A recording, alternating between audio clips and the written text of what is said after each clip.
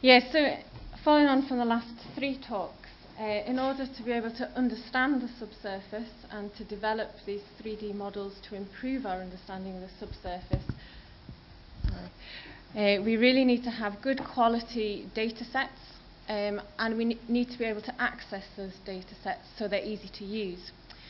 And what I'm going to talk about now is some work that I've been undertaking over the last year and a half through the EU CUSP programme, through a series of knowledge exchange visits with city partners and institutions to gain a broader understanding of subsurface data management in urban areas and how it differs across European cities. And this really stemmed from a groundwater project in Glasgow, which was to set up a pilot urban groundwater monitoring network in the city because we lack groundwater data in Glasgow. And we found it was really difficult to be able to access and reuse large amounts of existing data, borehole data for the city of Glasgow. And we realised that actually there was a wealth of information out there which we in BGS weren't actually capturing in the 3D models, and that there was a much larger data set out there to be had if we could access it better. So really there are stark contrasts in Europe in terms of data availability and the accessibility of this data. There are cities which have little historical subsurface data, particularly in terms of groundwater data.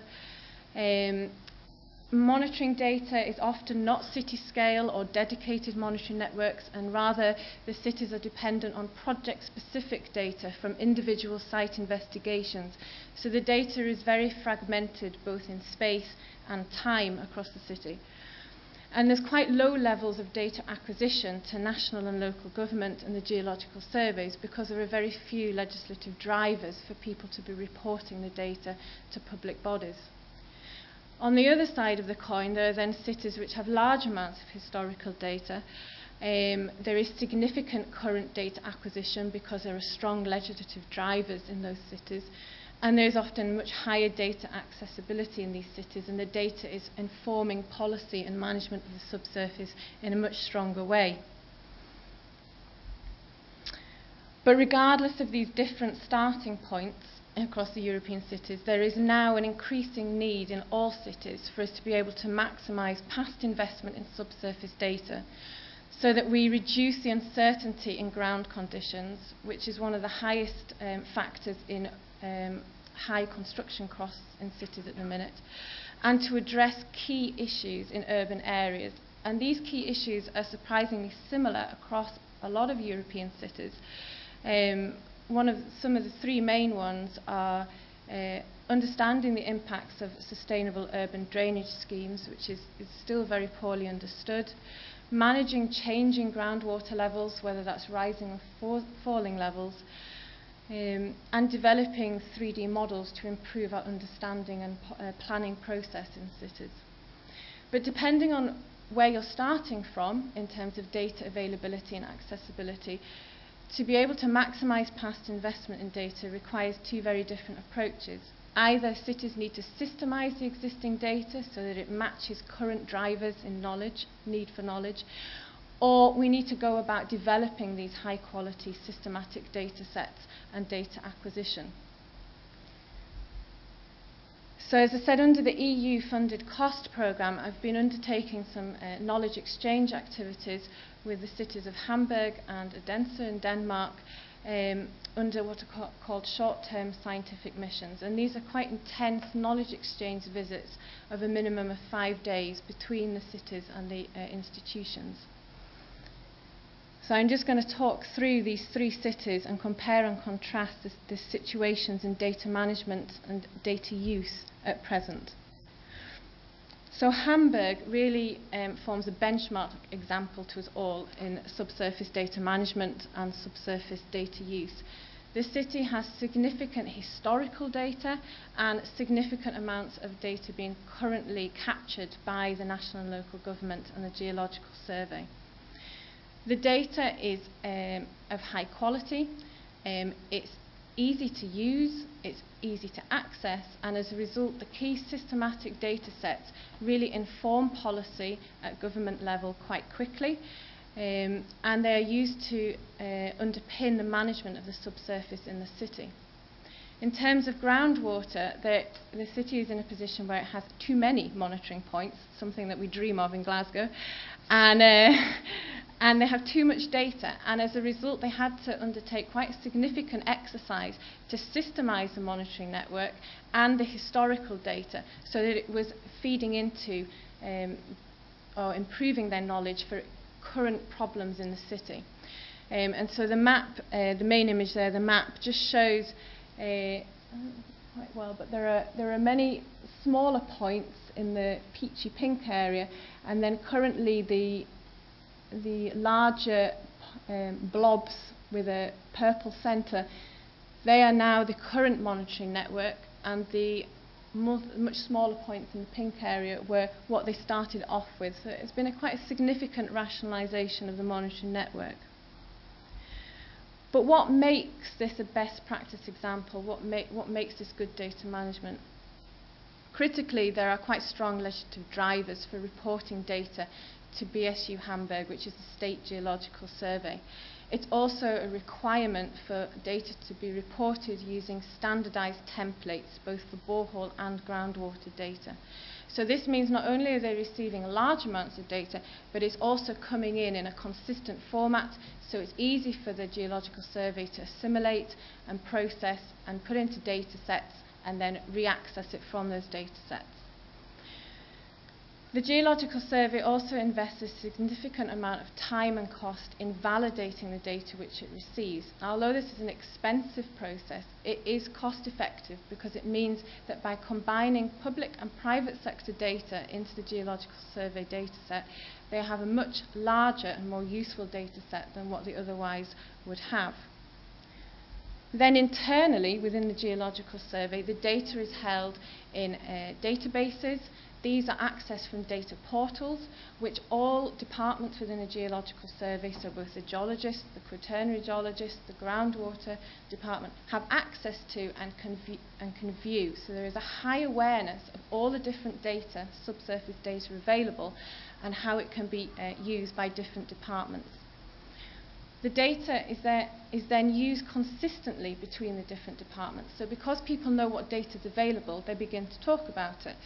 And there is then consistent and coherent 3D models, so that the stratigraphy in the geological model is matched to the stratigraphy or the hydrostratigraphy in the groundwater model. So there's consistent use of the data.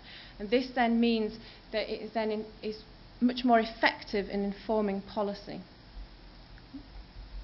And externally, these same databases are made available via external data portals to the user community.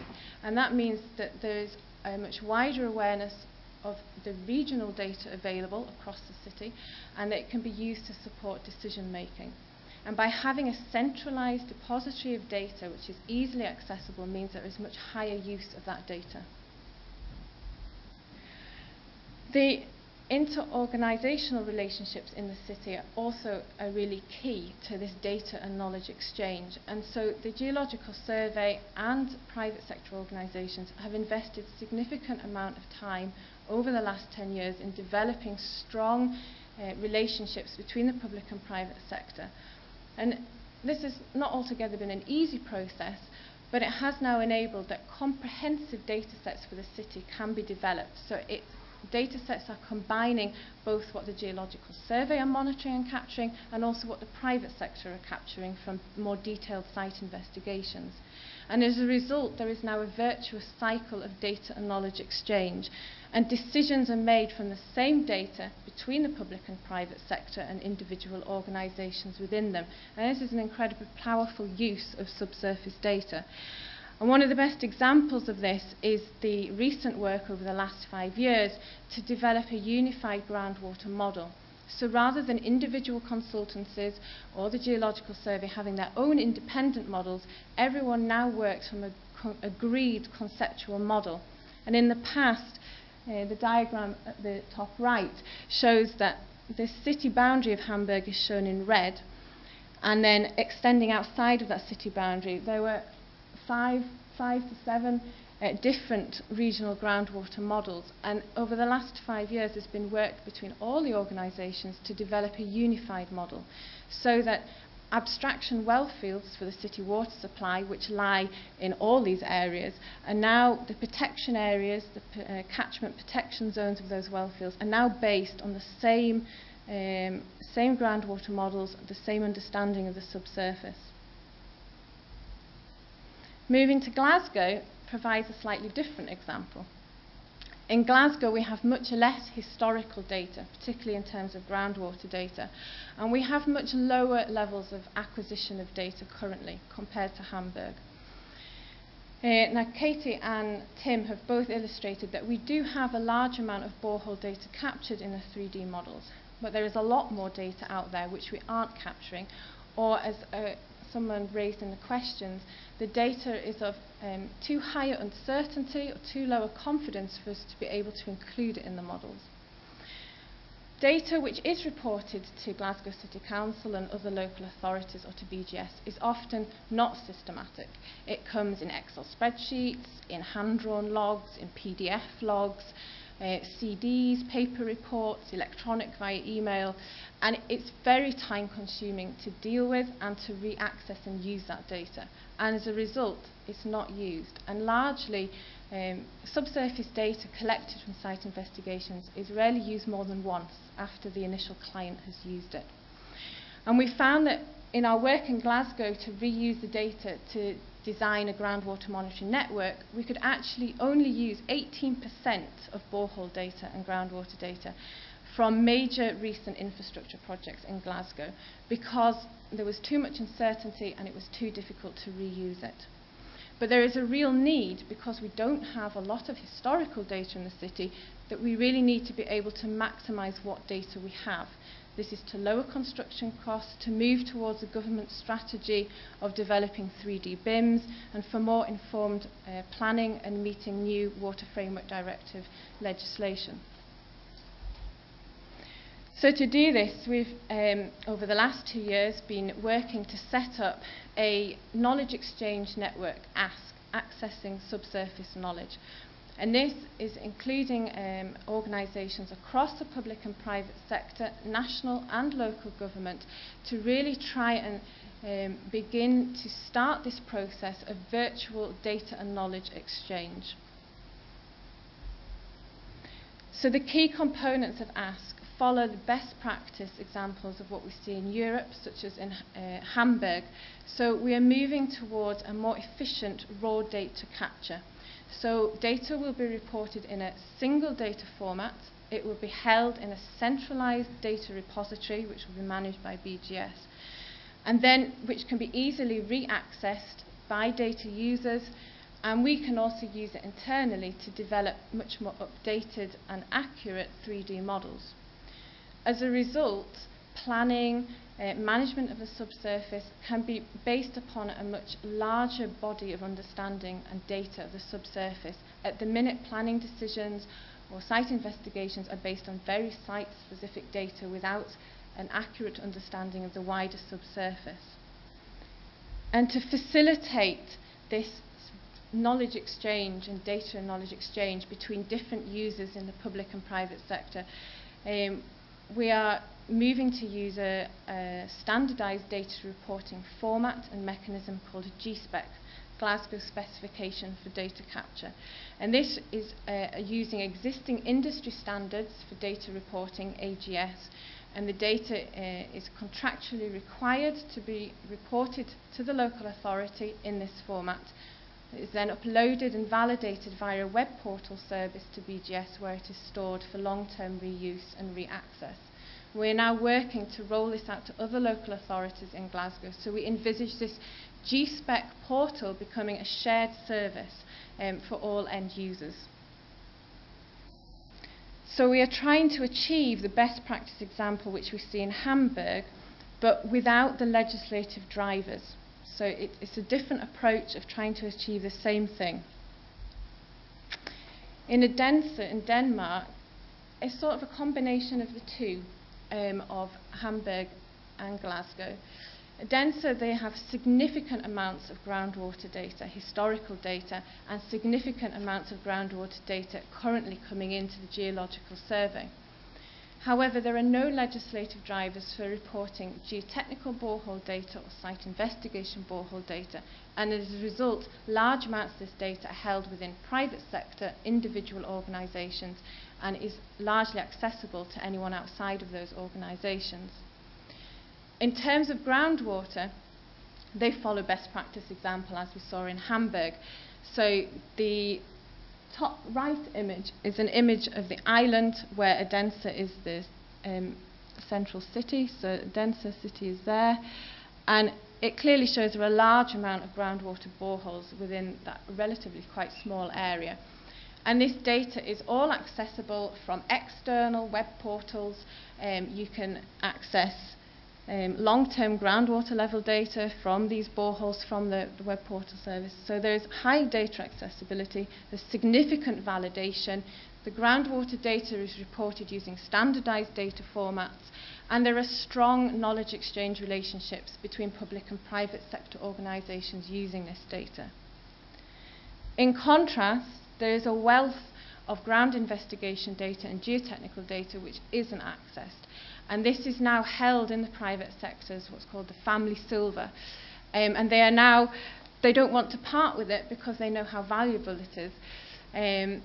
And recently, there's now insufficient data accessible for major infrastructure projects, which the city municipality is trying to manage. So one example of this is in the centre of the city.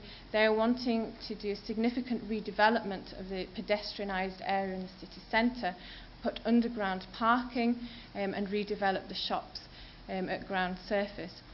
But the groundwater levels in the city are very shallow, within a couple of metres of the ground surface. So obviously doing a two-storey underground car park is not without difficulty. And when they were wanting to put out the tender for the contract, they needed some sort of understanding of the subsurface for contracting the work. But there were so few boreholes that they were then faced with the possibility of having to pay up to £50,000 for a one-off access of the data from the private sector companies who owned that borehole data. The limited geotechnical data also hinders to some extent their 3D modelling efforts. So whilst they have a multitude of groundwater data points for groundwater modelling, when it comes to developing the city-scale subsurface models, the geological models, there are often large gaps in the data where there are no boreholes or there are depth intervals which again are very unrepresented. So the lessons learnt from these knowledge exchange activities and review so far is that data portals make data highly accessible. There is therefore a high awareness of the data, and there is a much greater likelihood that it will inform planning and decision making and policy. Having a centralised repository is essential to achieve this virtuous cycle of data and knowledge exchange, data access and data reuse. There's no point having the data in standardised templates and having it easy to deal with if there's no central one place to go to access it. Merging private sector data and public sector data is highly valuable and it is cost effective, even though it does take a significant amount of time and cost.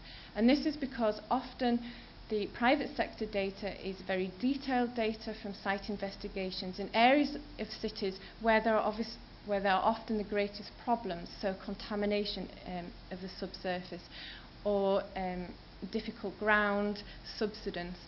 And it wouldn't be feasible for geological surveys or city municipalities to generate themselves that level of density of data. But by merging that data in with city scale public sector data, you then have a much more valuable data set.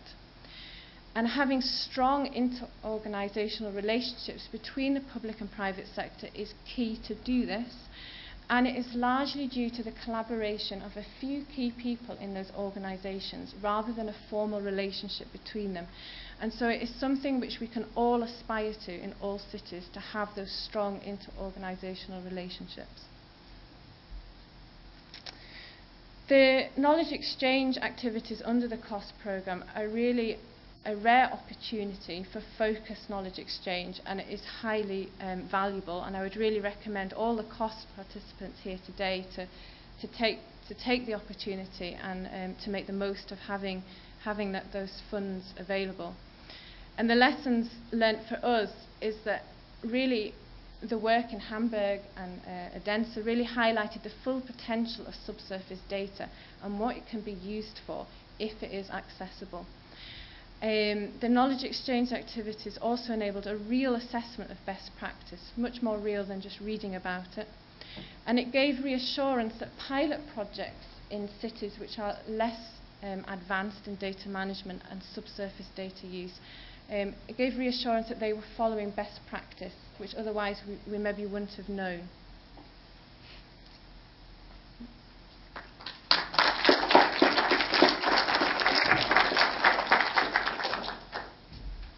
Thank you very much, Helen. You're a very effective salesperson for short-term scientific missions. Questions from the audience, please. You painted a fantastic picture of cooperation among different entities with different objectives. Is it actually difficult for some of the private companies to feel able to give up data quite so easily? I know that in the marine sector that is not always the case. Yeah. I'm just curious whether the local requirements of the contract or whether you would really prefer a legislative framework. It's a really interesting question, because in Glasgow, before I went to Denmark, I would have probably given you a very different answer. In Glasgow, we're quite lucky in that there are a range of private organisations undertaking site investigations in the city, and no one consultancy or contractor has a dominant proportion of the work.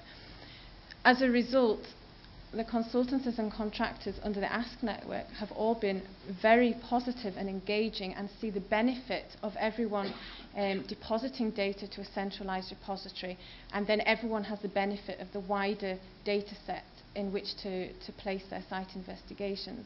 In Denmark, over 50% of the site investigations are done by one consultancy, and therefore the consultancy hold the family silver and they don't want to part with it.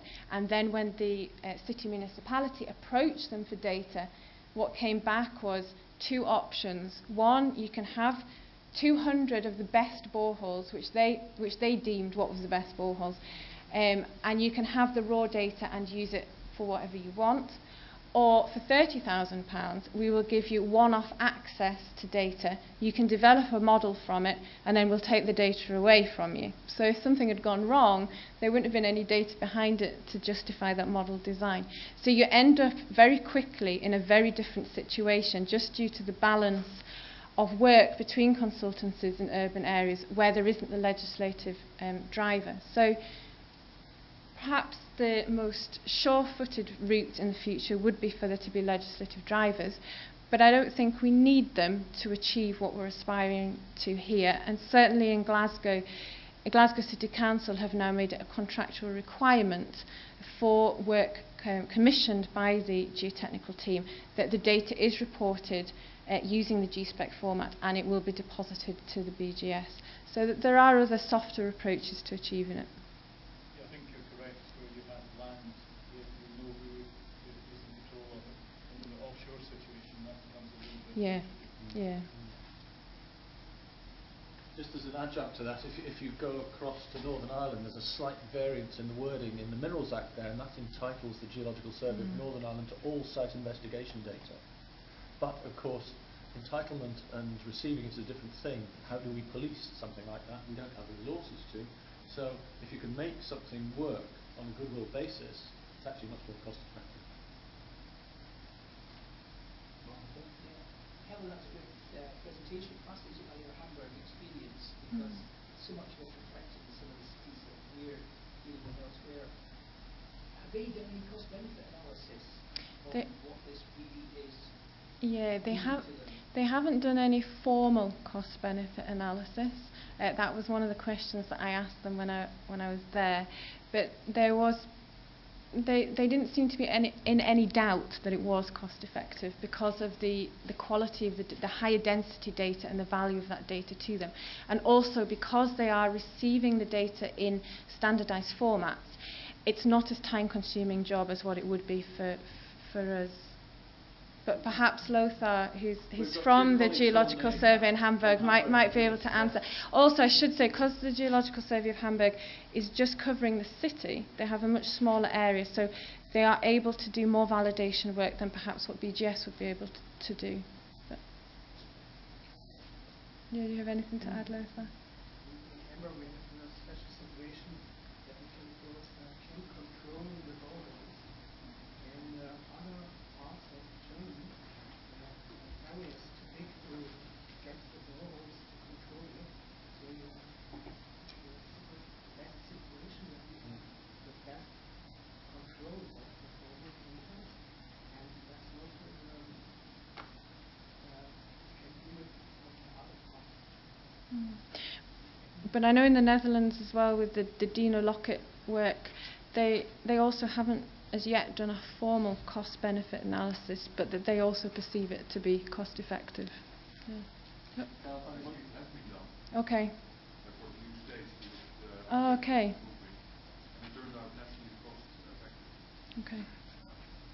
Okay. I was just going to add, I'm probably one of the end users because I'm a planner and trying to look at how we deal with the information that's coming, and kind of listening to what you're saying, Helen, and having other conversations. If we're looking at the supplementary guidance that is unlike such legislation that says if you're putting a planning application in and you're looking at the subsurface and we're asking you to provide a set of data, there may well be a way of us embedding GSpec and some of that requirement in that guidance that says if you're asking me for this data, it has to come in this format, and you have to allow us to then add it into BGS's data set and be validated. So that there are ways I can see of us, because we ask for data, and what you're kind of saying at the moment is we just ask for data and we take it in whatever format we get it, and then we spend a lot of our resources trying to assimilate it all. So if we can ask for it in the right format at the beginning, and I don't need to know the technicalities of what I just need somebody to tell me what I've got to ask for, and somebody to validate that it's coming in the right format. So there is a way of us switching that. Definitely, and that's something that we've been working towards, and there's also been support and discussions with the Scottish Government about changing the e-planning, the national e-planning portal, so that that will accept a GSpec file in addition to the planning documents, and it won't get merged with those planning documents. It can then be sent to BGS via yourselves. But yeah, definitely. Well, I think we better curtail the discussion then. It's something we'll